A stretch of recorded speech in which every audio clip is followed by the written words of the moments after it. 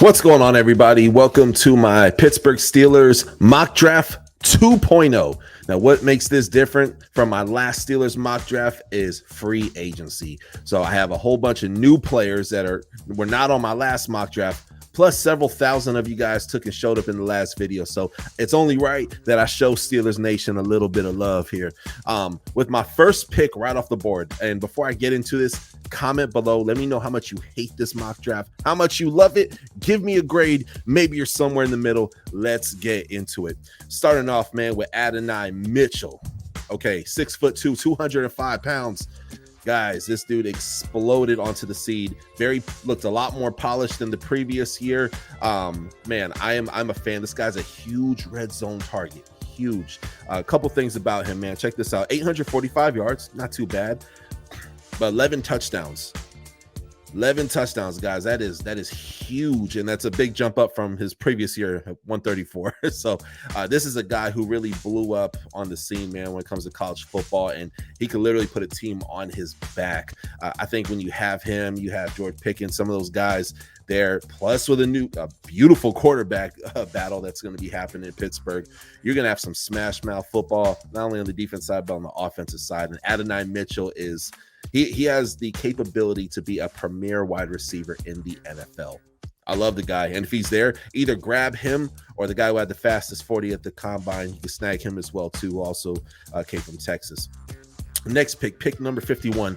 And please forgive me if I said, I'm trying to find a place online where it says his last name correctly, but it's Kieran DJ. Okay, coming out of Yale, his offensive tackle did have I believe it was a quad injury.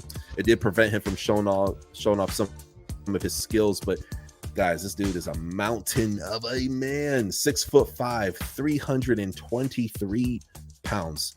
He can dominate. He's a dominating threat at all levels, man. It seems that ever since he's been playing the game of football, that is pretty much what he has been doing. So I'm a huge fan of this guy. I think he brings a lot of great qualities, a lot of great depth, and to me, is a day one starter. And by the time the NFL season starts, that injury he had will definitely be healed up. I say grab him at 51. He could slide as far as an 84. I wouldn't take the risk, man. If a guy was a day one starter, injuries happening in college, not to minimize what happened, but he'll be back with a vengeance. And this is a guy where I'm like, I feel very, very comfortable. Usually when guys get injured this senior year, I'm like, let's walk on eggshells a little bit. But this guy, he brings that heat.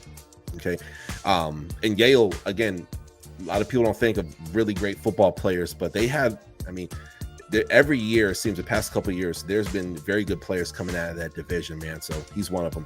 Moving on next is Drake Nugent. This is a decorated center. A little bit about him, man. He was a Remington Trophy finalist in 2023. All Big Ten selection, first team coaches and media in 2023, 1-year letterman. And then he appeared in 15 games and started for 15 games. Now, if you know anything about the running game, for Michigan, they not only have one but two great running backs, fantastic running backs. I believe one of them, Blake Corum, is going to be in this year's draft. I'm not sure about the other one. I think he's going to stay another year. But guys, their success is contingent on how well the offensive line does, man. And Michigan's one of those teams, they'll run right up the middle, and this guy creates big time holes. And because it makes big time holes, you're able to get big time runs. So huge fan of this pickup. And if Steelers take and pick up Drake Nugent, I think it'd be a great addition. Again, day one starter there. Then I got back-to-back DBs, Kalen King and Kyrie Jackson. Okay.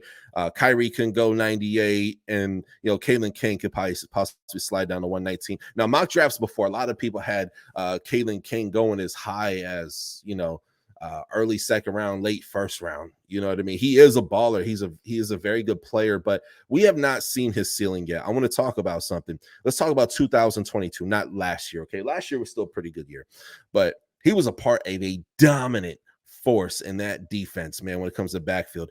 The DB room, I should say.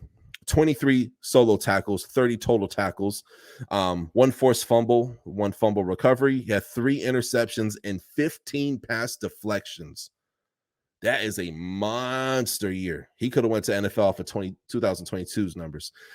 Numbers look kind of similar, but not as good as 2022. He definitely regressed a little bit last year. That's why I have him slide in a little bit. But no major injuries. I mean, he's still that same player. 20 tackles compared to the 23 and 29 total tackles compared to the 30. And then, of course, we have him at 2 pass deflections, right? From what I read as far as feedback on him, and look, let's keep it real. This is dream selling season. So people act like this is Madden and you just draft the guy and he just works out. And that's just the way it goes. And I'm like, no, that's not the way it goes. This guy was doing a lot more pressing in 2022 from what I read, and he didn't do that much last year, and he got beat on a few different plays. But again, he also made a lot of really good plays as well, too. So I would put him as a mid-range corner that you can develop into a really good corner in 2 to 3 years. That's my honest opinion of Caitlin. Okay. But again, anything's possible. Then there's Kyrie Jackson, and I am a Kyrie Jackson fan. I first became familiar with Kyrie Jackson's game versus Colorado, man. And obviously Oregon did a good old Northwestern beatdown. They beat the living dog crap out of them boys. However, Kyrie Jackson, man, let's look at his stats, man. Definitely a little bit better here. So he had 7 pass deflections, 3 interceptions, 25 total tackles, and then 34 total tackles and 25 solo tackles. Not to mention he had 2 sacks as well. Okay. This dude can ball. He can freaking ball. And from what I read on his reporting, it's pretty good. Look, both excellent length and size for cornerback position. I'm gonna stop right there on that feedback because you watch him and his arms are long. I don't know what his measurements are, but his arms are so freaking long. And it says here he exhibits fluid movement and ability to maintain low pad level, enhancing his transition skills. Outstanding ball tracking ability, excels at locating and contesting catches with commendable body control. Reliable wrap tackler, demonstrates eagerness to engage physically. This dude is a fantastic open field tackler, guys. When you watch his tape, you will take and you'll see that. Competitive nature. And what's dope, we have not seen his ceiling yet. This guy can potentially be a very elite. I know it's a dream selling season, but if I got to sell you a dream, guess what? It's Kyrie Jackson. That's my guy right there, man. And I'm sticking with it, man. But huge fan of this guy. Moving on. And then I want to talk about something. You guys got Deshaun Elliott. I'm a lifelong Miami Dolphins fan. Dude, us Fins fans were so pissed off that he went to the Pittsburgh Steelers. So pissed off. I mean, you guys are stacked as it is. They have very little holes compared to Miami. So we really needed Deshaun. So I appreciate it, Steelers fans. But no, all jokes aside, you guys are getting I feel like the word dog gets overused too much. You guys are getting a wolf because we know wolves eat dogs. And that's Deshaun Elliott, man. He's going to bring that heat. And he also grew up a Pittsburgh Steelers fan. So it seems that he really wanted to be there over Miami, and you guys got a dog. So that's why I didn't have us get into safety. But yeah, Deshaun Elliott is a dude who could potentially be with Pitt for a long time. Not sure how long he signed for, but really good guy. Moving on, Kamani Vidal. Who here, and comment below if you guys remember Ray Rice. Ray Rice, before the whole incident with him and his now current wife, the player. That's Kamani Vidal. Now, when you look at him, okay, 5'9", 5'8", he's on the smaller side. But at the Reese Senior Bowl, he was blocking really, really great. He's a dude. Check this out: 1,600 yards on the ground, over 200 yards receiving. So we're talking about over 1,800 all-purpose yards, 15 total touchdowns. 14 of those are on the ground. One of them is receiving. He can block. He can receive. He could put a team on his back. The year before that, well, you think last year was a fluke? Let's look the year before that. He had 1,132 yards, 10 touchdowns, and then 140 yards receiving. The year before that, he had 700 yards and then on the ground, and then 134 yards receiving as well. And then his freshman year, 500 on the ground, and then over 200 receiving. So again, consistently he can catch, consistently he can block. This is a every down back, but if you want to put him in a room with a Najee Harris, man, Steelers are crazy if they don't get a running back in this draft. I would wait till probably early day three. Early day three, you could go as early as round 2 if you like, but man, I am a freaking fan of Kamani Vidal. Also, as well, I'm supposed to be having him on this show, and this is where I want to stop real quick before I cover my popcorn pick of the day, Evan Anderson. We're going to talk about that and how we got the name Clamps. But I want to ask everybody, if you don't mind, hit that subscribe button. I cover the whole NFL.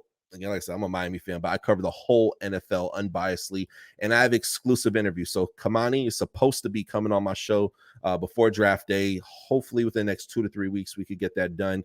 Evan Anderson is a possibility. That's the next guy I'm going to cover here as well, too. So we'll see what happens. And I have other draft prospects I have interviewed already. So check those out. I've been doing this for about 4 years. I'm not new to this. I'm true to this. So hit me with a subscribe. Moving on, Evan Anderson. Guys, he gets the name Clamps. I would rank him as a elite run stopper. Not super high with the sacks, but he gets a lot of tackles in the backfield. Let's look at his stats here, folks. Evan Anderson, 36 solo tackles, 3.5 sacks, 1 fumble recovery, 1 pass deflection. So he's not a guy who's constantly batting down passes. I think he has like 2 in his college career, but 58 total tackles is pretty dang good for someone who's a nose tackle, D tackle, whatever. They said he'd probably be the best fit for a 3-4 defense, which Steelers, I know that they've been known to rock with and stuff. So this guy would be perfect for the Pittsburgh Steelers. And one thing I love about Pittsburgh, they're not afraid to develop good defensive talent. They're not afraid to take and do that. So he's coming into a room with a TJ Watt. He's coming into a room with other juggernauts on that defensive line. Man, Evan could literally be a day 3 pick who probably could, I think, in 2 to 3 years, as early as 2, latest 3, we could see him as far as being one of the most elite D tackles, maybe even a top 10 tackle in the league. Okay, he tested pretty good. He had his pro day today, actually, at FAU. Florida Atlantic University, played for the Owls, and he played. He tested pretty well from what I saw. I think he had 31 on the bench. So he's a pretty strong guy. Struggled those last 3 reps, man, but he's solid, man, and he has really, really good technique. You talk about a guy who was born to take and play the defensive tackle position, the nose guard position. That's Evan Clamps Anderson. So, anywho, that's my mock draft. That's all I have today. Folks, ladies and gentlemen, cool cats and kittens, go ahead and hit that subscribe button, hit the bell for the alerts. I got other mock drafts coming out as well, too. I've had Steelers on the show as well, too. Check out my interview with LaVon Kirkland a few years ago. I've been doing this again for a long time. I'm going on 100 interviews plus original content. So I hope you beautiful people have a wonderful day. We'll catch you next time on the Touchdown with Doug Smith. Thank you for watching another episode of the Touchdown with Doug Smith, where we have exclusive NFL content and exclusive NFL interviews. Be sure to hit that like and that subscribe button. Follow us on social media. See you on the next one.